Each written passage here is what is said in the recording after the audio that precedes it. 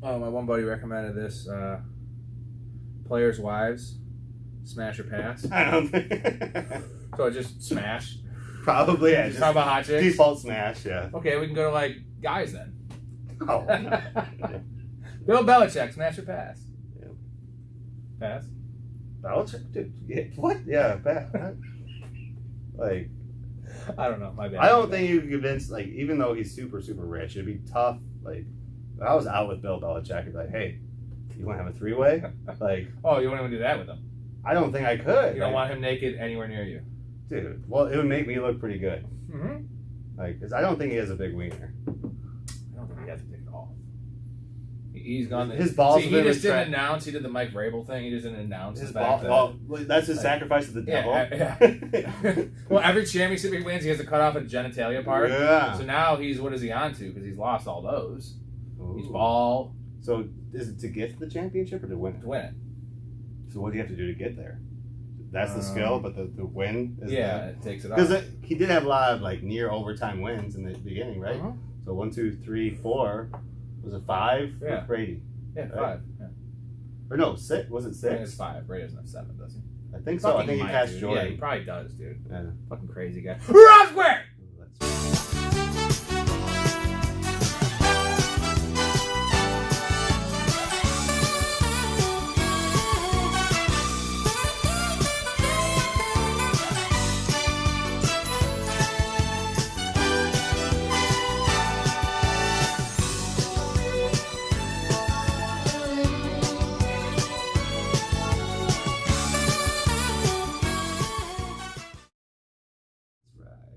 Now I'm thinking about Bill Belichick's dick. Yeah, it's weird. We are back, and we are better than ever if you haven't seen. That's the conversations we have here off camera, even though it was technically on camera, but it wasn't supposed to be. Yeah. And it might be in there, might not. I don't know. Maybe I'll find a way to do the best of. Best of Bill Belichick's genitalia. Best Is it there? Does it exist? All right. We got another story time with Rob for you here.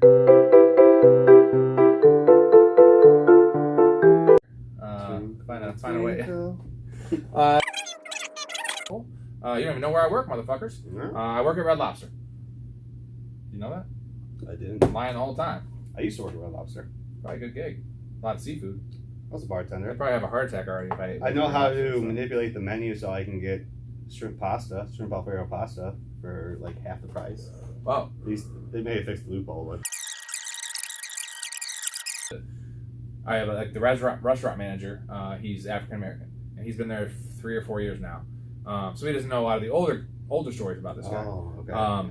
So anyway, and he was like telling me about like he used to have the all you can eat seafood thing, all you can eat red lobster, or not red lobster, but like lobster. Yeah. And like it was like $100 because of seafood, but they had to stop doing it because, dude, they said he ate 12. And like he's like, I was like, okay, so what's the typical, like, what was the next highest, right? Like, who else ate a lot? And he's like 3 or 2. Yeah, I haven't eaten 12 lobsters in my life. Dude, me neither. Not like the guy would just fucking over under 8 lobster in your life. Less for sure. Yeah, for sure. Me too. I've had like pieces of it. Yeah. No. I just don't order. It's expensive. Like 12 in in a Illinois, sitting. like 12 in a sitting. Dude, disgusting, crazy. Like that's so much money for them. Like it takes away the club. Aren't you supposed to like tone back on the seafood because of the mercury? Like. There's a lot of reason to tone back on food. Like, that's coming from me. I'm an overeater, but holy shit. But the story is, so we started talking about him with the lobster, and so anyway, this guy is an African American, and he was talking about, he's like, oh, I got something fucked up to tell you. I found out a couple years back, a year before he passed away, and they had a good relationship and everything. So like they had had these conversations, and I guess his like cousin or something did the ancestry test, DNA test, and he found out based on like the surname that the member, the fat guy, the old guy, his family owned the restaurant manager's family, and like, he's so like, "What crazy, the fuck?" Man. Like he was like, kind of mad, but also not. It was kind of a joke, but like, dude. So he told him this. He's like, "Did you know that your family owned mine?" He's like, "No way." He like apologized and everything. Sure. Even though it's like it's not his fault. He wasn't alive. It was his great grandfather. What do you do, right? Like, but dude, just crazy. Like ancestry, dude, is out of control. Whoa. Like on every front, right? Like, you cannot commit a crime anymore. Right, because that's going to come back. Like usually, what it was in the past was you know, let's say you commit a rape and your DNA's there, and like definitely back in the past they didn't have that, but they saved all the samples. Then when they did have the technology, if someone else, if they were in jail for something else, if they commit a crime, they put their DNA, they retroactively find out who did it. So in the case of the Golden State Killer, the guy from it was Sacramento. This was like from 72 to like 85. He committed like 50 rapes and like 12 murders. He went from like burglaries to rapes to then murders, right? And so like 50 plus rapes, dude. And like obviously he ended up being a police officer, so he wasn't a cop at the time, but he had been one. Inside information, like he was always one step ahead of the cops. Like he got caught because of something in a bar, right? No, he got caught because of ancestry, dude. It wasn't even him. It was like his niece or something, like a distant, not distant, but like, and he was 80 years old, right? His last offense was 84. He got caught in 2017 because one of his family members did the DNA thing, and like they could narrow it down with Sacramento, right? And they narrowed it down to 3 suspects. They found out he lived in this area and was a cop and blah blah. So then eventually, then they got his DNA. They actually got his DNA from like a fast food place, to make sure that they would have never had him on the radar. Right? Because they've been trying for years. Well, especially an 80-year-old man at that point, right? Like, well, obviously he wasn't committing crimes. So they wanted to find this dirtbag. And like the best thing about that is like when they caught him. And in the court and everything, he acted like he was so decrepit, like wouldn't talk, was in a wheelchair. But his neighbors were all like, this dude had a fucking motorcycle. He's cutting his grass 3 times a week. And there's a video of him like in his jail cell, like doing fucking pull-ups. Oh shit. And like, but when he was in the public eye, he was embarrassing. He didn't want to talk. He was in a wheelchair. I can't do a pull-up now, Caps. No. This 80-year-old man, I'm telling you, that guy was in good shape. Yeah, no. He was very capable of defending himself, and say he just was like taking the fifth, right? I plead the fifth. Right? It's crazy. He's that carefree. He's like living in the same neighborhood still, though. Too. Could you imagine? Never moved out of there. Like fucked up. Obviously, I'm not saying he doesn't, but like that's just crazy. Like you're on the back 9 of your life, easy. Back right? last whole of your life. Right. Like if you lived to 90, like whatever. Like I don't know that. I don't know that I want to. But but like there's so many levels. Like you can get caught like cheating retroactively 20 years down the road. When someone does a DNA test, you find out you have a kid. Your wife's like, "Oh, your kid's 16. I was with you 20 years. You cheated." So it's like no one is like you can get caught, and it's not even you doing the DNA test. It's somebody else, right? So you have to like make your whole family sign a petition if you were a dirtbag. Like, do not get a DNA test. Do not get a DNA test. Not saying I'm the Golden State Killer, but like I hope not. But I'm saying in the future, like there is a murderer like that maybe he's on his work route and like a UPS driver or something that you know, I don't know. There's a rape like three houses down, something like that. Now they can see, like they can track his phone. Type deal. It's just there's never been a worse time to be a criminal. Like the golden age of killing was the 70s. I have heard times, right? Like you get away with anything. I've heard that there's still 40% of it's either missing persons or murders that still go unsolved annually. 40%. 40%. That's high. But before, what was probably 80%. But also think about we think of all this technology in big cities, Sacramento, Chicago. Like, is that just this country or just worldwide? Well, I think it was the United States. Okay. Worldwide, they're not catching shit unless you're sure. Well, even just think. All right, had an hour or two north or south of where we're at now, and a population of 120. Like, Southern Illinois. Now imagine the cops that are running that. Terrible. Because they probably have full authority and like, there's no way it was this guy. That's my neighbor. Like we play golf. Like no chance. Cleared him. Yeah, I did an ocular pat down and I cleared him. I'm sorry? I'm saying that I did an ocular assessment of the situation, garnered that he was not a security risk, and I cleared him for passage. Golden State Killer's probably cleared for the investigation because he was a good guy, a family, a pillar of the community. But he was a cop. Those are the biggest. He was a fucking cop. Those are the biggest fucking. The one person you expected. Or he worked for the church. He was an advocate for the church. Like, dude, those are the worst fucking people ever. Not to rail on church people, but all right, Rob Square. They're usually, especially Catholics, are usually guilty about something. So I'm Catholic. Well, they think that guilt. They think that guilt leads to salvation, which is a funny thing to me. It's fucked up. Rob Square, NFC South. We're riding. Let's ride. All right, Buccaneers last year went 13-4. Saints went 9-8. Falcons went 7-10. The lowly Panthers went 5-12. 5. So they still won 5 last year. More than the Giants. But they started off 3-3, I believe. All right, Bucks 11.5.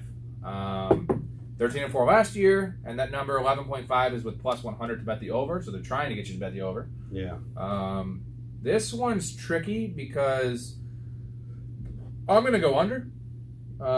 It's tricky because I see them going 13-4 again pretty easily if things break right. If Gronk comes back, if Godwin's healthy, if Tom doesn't lose a step, if Leonard Fournette gets in shape, if there's a lot of ifs though. And I also feel like they could go 10-7 and probably win this division, and at the very least make a wild card. And that team doesn't need they'd like a bye, but they don't need home field. They just need to get their players in the playoffs healthy. That's why I'm going under. Yeah. Simply put. I get it. It's funny how the narrative on Tom Brady has shifted from his last 4 or 5 years in New England. He's washed. He's done.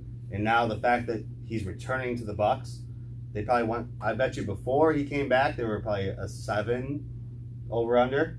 I don't think that Brady's worth 6 games.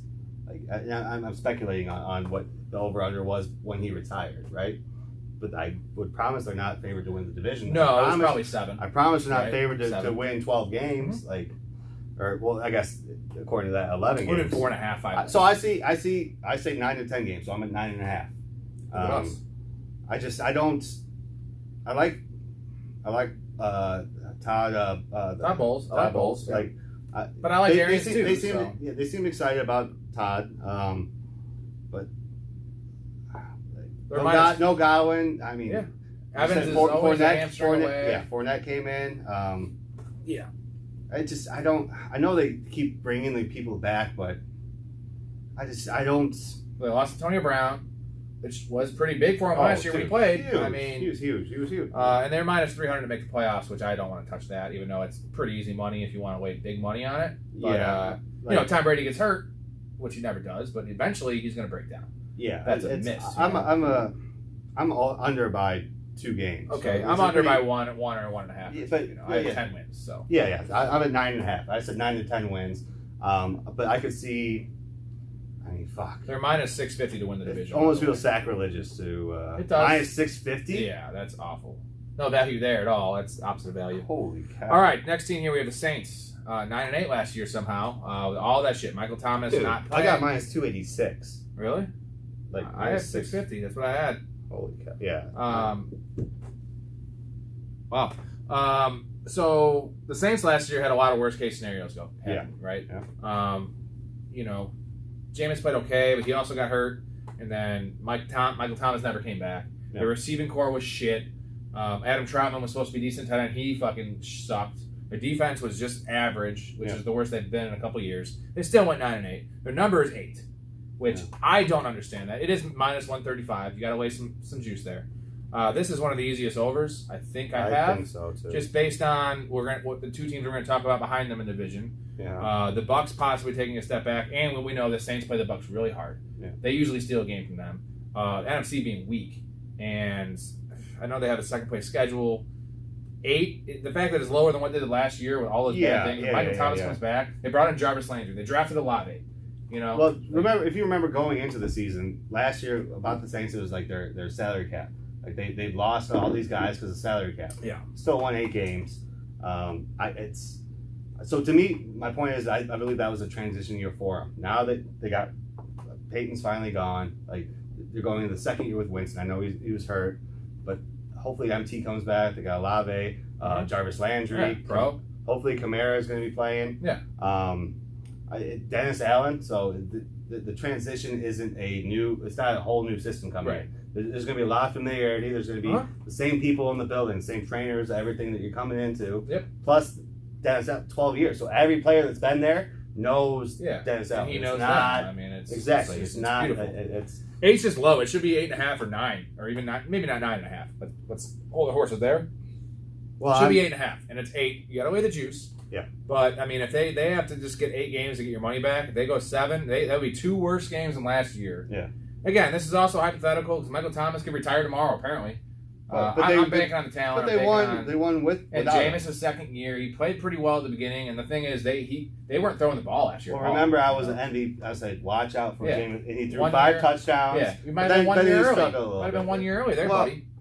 I'm not advocating him as a MVP candidate. I have him at 9 to 10 wins. Okay. I think they're competing for the division. I'm not saying they're going to blow the Bucs out. Yeah. But I have them at a significant 1 to 2 games over. They are plus 350 to win the division, which is really nice. That. And I got them at plus 375. They're plus 125 to make the playoffs. which I really like that number. Yes. I like the 8 better though because they're gonna at least tie it or go over, and they can miss the playoffs with 9 wins. But like I like that. All right, now we're getting to the shitty part of the division, which is half the teams, which is one of the reasons we like the Saints, right? Yeah. Falcons went 7-10 last year. Some fucking how. I don't remember that. Well, they started off, I think, 4-0. It was maybe 3-0. Either way, they were like 4-3. They got half their wins in the first 3 or 4 games they played. Well, when they maybe had some of their players, Ridley and Darnold was rushing for 2 touchdowns. No, you're talking about the Panthers. I'm talking about the Falcons. Oh, are they above the Panthers? Oh shit! I did this. Okay, we're gonna go to the Panthers. Sorry. I'm sorry. Yeah. Okay. Well, I was going off last year's record. That's why I had the Falcons. Got it. So we'll go with the Panthers because they have a higher number. So year. Panthers are 6. Panthers won 5. 5-12 last year. Their number is the Falcons 6. won 7 games. Yes. No. Yeah. So the Panthers number is 6. It's plus 105. So they're trying to get you to the bet. I do not remember 7 games. No, that's what I'm saying. That's what I'm saying. They must have won some late in the year. Either way. All right, so Panthers 6 plus 105. Last year they went 5-12. They're plus 1,200 to win the division, and plus 105 plus 500 to make the playoffs. This is a really weird one. I'm actually going to go over, man. Yeah, me too. For sure. Me too. Me too, moving. It's just also the fact that right now it's a question of the quarterback, right? They got Matt Corral, who I hate. Remember, that's the guy that sucks. Okay, I agree with you. But he does not seem like a leader, but he coaches like a leader. No, I'm talking about Matt Corral, the quarterback that they drafted. Oh. That guy sucks. I'm thinking of Matt Rule. Yeah, Matt Rule also sucks. I'm not a fan of Matt Rule. But getting these odds right now is most likely they're getting Jimmy Garoppolo or Baker Mayfield. Which sounds like beautiful. Baker. Either. I'll take either, man. I almost want Jimmy G for the short term for him with Baker for the long term. Give me the Panthers over at 6. I agree. Like especially plus money. Yeah. To make the playoffs, you said plus 500. Yeah. CMC baby coming back. DJ Moore, maybe you got to finally pop, score some touchdowns. Yeah. I still like some of the other players. Robbie Anderson's a pro. Well, I like as much as I dislike Rule. I think he's capable coach, but he just hired McAdoo as the offensive coordinator, I believe, the former Giants guy. Yeah. Which I don't know what has he done. Like, I'm just betting on the roster, and if you recall, McAdoo was like if you recall, dude, they had a really nice defense until they eventually couldn't because they had no offense. Yeah, they signed Gilmore. Well, they went out and got Gilmore. Yeah, it's because they were so. Their cornerback though that they drafted first round got hurt. Yeah. But they still have Jeremy Chin. They got Burns. They got some good pass rushers, dude. I like their defense as a better than average unit, and I like their playmakers, their skill group. And if they get anything from the quarterback position, they're going to hammer this over. I think so. Like, I have it 7 to 8 win. I mean, yeah. But I think their upside is 10 wins, honestly. Mm-hmm. So it's plus 500 actually isn't a bad number there. I'm all about the Saints for the division. So for them to make playoffs, with the NFC, that's the thing is 8 wins could get you in the playoffs. Yeah. Plus 500. Well, 9 for sure is getting you in. So all right, Falcons here. They are at 5. And they went 7-10. We don't know how they went 7-10 last year. Yeah. Who did they beat? I don't know. I really don't know how they did it, but they did it. And I mean, they did have Matt Ryan, which is pretty nice. But 7-10 last year, dude. I don't understand that. They went 4-8 in the conference too. So while you look that up, they are plus 120 on that number to go over. So that's what this is an easiest under 5. Easiest under I've seen. And I kind of like Mariota. I think Desmond Ritter's decent, but he is not ready for the NFL, and Mariota is just going to get fucking swarmed. But the expectation seems to be that Ritter is going to start playing right away. I don't think they're going to do that. They brought in Mariota for a reason. You know what I mean? It's similar to Tyrod Taylor, right? You bring in Tyrod Taylor, as long as you don't puncture his lung, you don't lose his job. So maybe they need to hire the trainer for the Chargers. All right, so their wins last year, the Giants, the Jets, Miami, the Saints, Jacksonville, Carolina, Detroit. Worst teams ever, dude. So they were the best. They were the tallest midget. Yeah, is what it was, right? Like, yeah, it's not good. So that's an easy under for me, man. I don't. They're gonna win 2 or 3 games, dude. They downgraded significantly at quarterback. Calvin Ridley's not playing this year. Yeah. Yeah, they brought in Drake London. You got Kyle Pitts in the second year. I kind of like that. They don't have a running back. Their running back's a receiver. They don't have an offensive line. They have a terrible defense. Like the problem is that they have so many holes, and they drafted a wide receiver with a quarterback that can't throw. Don't like it. Yeah, I'm guessing they're trying to establish those guys so they have when they draft a quarterback next year because they're expecting a high draft. They're expecting a high draft pick. Yeah. Now all of a sudden you might have one of the better offenses. Easy under, man. We're looking at 2 fucking wins here, man. I agree with you. And I haven't looked at their schedule, but like I don't like to do that too much. So let's wrap up the NFC here since we're done with the NFC and just do a couple. Let's see what the value is for a conference winner, just for the conference, not to win the Super Bowl, to go to the Super Bowl. Yeah. Buccaneers plus 300. Nope. Packers plus 450. Nope. Rams plus 500. Nope. Niners at fourth best odds at plus 750. I don't like that. Cowboys plus 850. Eagles plus 1100. Cardinals plus 2,000. 20-1. Dude, 15-1 on here. Who? Cardinals. Oh, this is even better. Yeah. Vikings plus 2,000. Same with the Cardinals. Saints 2,200. Washington 3,000. Now we start getting the Vikings. But here's the thing: is like look at the NFC. Let me read off you these. That's why I like them. Let me read off the bottom 7 teams of the NFC here: Yeah. Falcons, Seahawks, Bears, Lions, Giants, Panthers, Washington. Now, name of those teams: Washington maybe the bottom 6 have 0 chance of making the playoffs, 0 chance of doing anything. They're all competing for 4 wins in my mind. Yeah. The Bears and Lions maybe with a little bit of upside, and then we get to the next level here: Washington and the Saints. Now we're looking at only an 8-team race. We're talking about these teams making the playoffs, right? Yeah. 7 teams make the playoffs, guys. Yeah. So, you know what I'm saying? Like, I like the Cardinals at 20-1. I kind of like the Cowboys. I like the Cardinals, Vikings, and Cowboys. That's where the money's going to be made.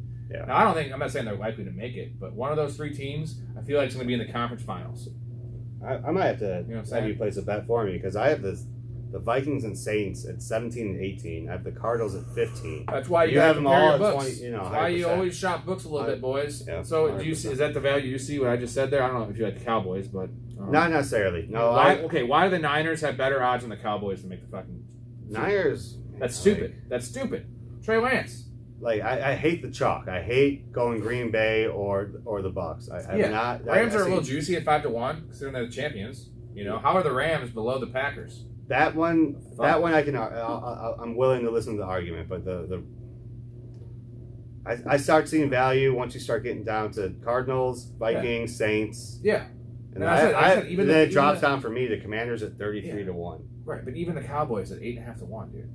Like that's not bad value. You put $10 in that, you win $85. Like they're gonna make the playoffs. I think we both agree with that. I know it's the fucking Cowboys, but this is gonna come up biased. But like the Cardinals were 7-0 last year. I know. And how are they 20-1? It's because their division's tough, right? Yeah, sure. And it's recency bias. That playoff game was fucking dog shit. They played. Kyler was dog shit. Kyler gave up. I get it. It's one game. I get it. Kyler's a competitive dude. I get it. But they were the best team in the NFL for. They were not just the NFC, the NFL for 7 weeks, and everyone was talking about them. And they were the favorites, right? Like. And the Vikings, I think, could walk into it. Honestly, yeah, 100%. Like win their division. Vikings might have home field. Like they could. They could have the number 1 seed. Honestly.